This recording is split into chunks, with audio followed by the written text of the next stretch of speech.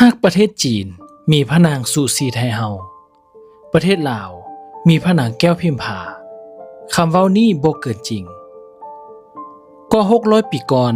ที่นครเสียงทองหลวงพระบางในปัจจุบันอาณาจักรล้านซางกำลังเข้าสู่ยุคมืดหลังจากการสิ้นพระชนม์ของพระเจ้าสามแสนไทยไตรภูวนาถบ้านเมืองที่เคยมั่นคงกลับเต็มไปด้วยการแย่งชิงอำนาจในราชสำนักท่ามกลางความวุ่นวายนั้นมีสตรีผู้หนึ่งก้าวขึ้นมามีบทบาทเหนือขุนนางและพระมหากษัตริย์พระนางมีพระนามว่าแก้วพิมพาหรือพงศาวดารเอิ้นว่ามหาเทวีโดยพระนางแก้วพิมพาสืบเชื้อสายมาจากเจ้าฟ้างุมโดยมีศักดิ์เป็นหลานเรื่องเล่าจากพงศาวดารหลายฉบับกล่าวว่าพระนางบ่ได้ครองอำนาจด้วยพระแสงดาบหากแต่ใช้อำนาจในการเมืองและเครือข่ายของขุนนางควบคุมราชบัลลังก์จนผู้คนในยุคนั้นตั้งย่านกลัวพระนางเป็นที่สุดแต่สิ่งที่เฮ็ดให้พระนางถูกจดจำหลายที่สุดก็คือข้อกล่าวหาว่าพระนางแก้วพิมพาทรงอยู่เบื้องหลังการกำจัดกษัตริย์ที่ขัดใจถึง7 พระองค์จนได้รับการขนานนามจากนักเขียนสมัยหลังว่าราชินีผู้ฆ่าชีวิตกษัตริย์แล้วเรื่องราวทั้งหมดนี้เกิดขึ้นได้แนวใดหลังจากการสิ้นพระชนม์ของพระเจ้าสามแสนไทยไตรภูวนาถราชบัลลังก์ล้านซางตกอยู่ในความวุ่นวาย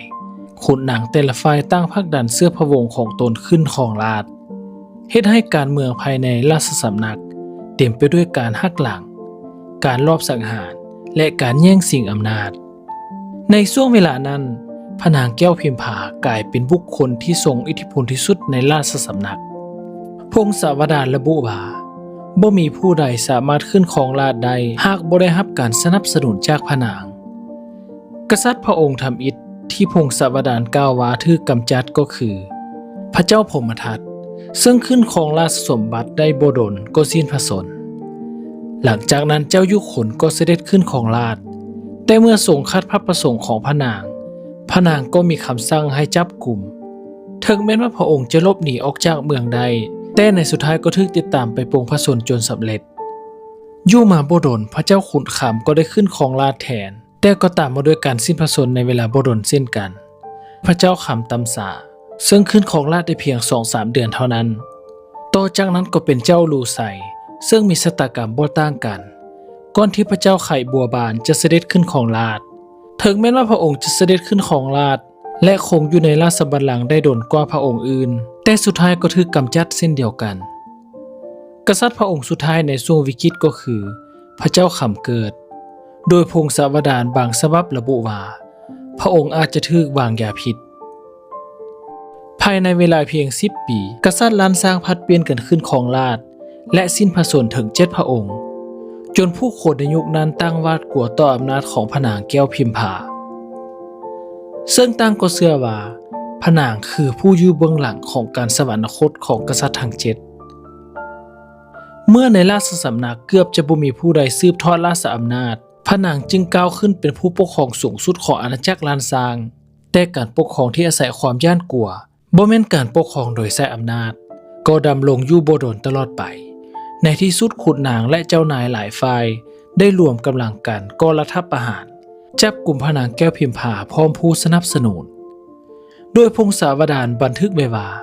พระนางถูกนำไปประหารชีวิตที่บริเวณแคมแม่น้ำของบางฉบับเล่าว่าถูกนำไปถวายแก่พญานาคตามความเชื่อของผู้คนในสมัยนั้นนับเป็นจุดจบของสตรีผู้ทรงอำนาจที่สุดคนหนึ่งในประวัติศาสตร์ของอาณาจักรล้านซางอย่างไรก็ตามนักประวัติศาสตร์ในยุคปัจจุบันชี้ให้เห็นว่าเรื่องราวเหล่านี้อาศัยข้อมูลจากพงศาวดารที่เรียบเรียงขึ้นมาภายหลังแต่ละฉบับมีรายละเอียดแตกต่างกัน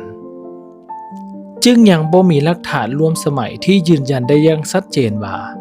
พระนางแก้วพิมพาเป็นผู้ปลงพระชนม์กษัตริย์ทั้ง7 พระองค์ด้วยพระองค์เองดังนั้นพระนางแก้วพิมพาจึงยังคงเป็นบุคคลที่เต็มไปด้วยปริศนาระหว่างภาพของราชินีผู้โหดเหี้ยมกับสตรีที่ถูกประวัติศาสตร์ตัดสินโดยฝ่ายผู้ชนะความจริงอาจจะยังซ่อนอยู่ในหน้าประวัติศาสตร์ที่สูญหายไปตามกาลเวลาถ้าท่านผู้ชมมักคลิปของเราก็อย่าลืมกดปุ่มติดตามและกดกระดิ่งด้านข้างเ พื่อเป็นกำลังใจให้กับช่องของเฮาและเพื่อจะบ่ได้พลาดเรื่องราวดีๆแบบนี้ในคลิปต่อไปสำหรับมื้อนี้สบายดี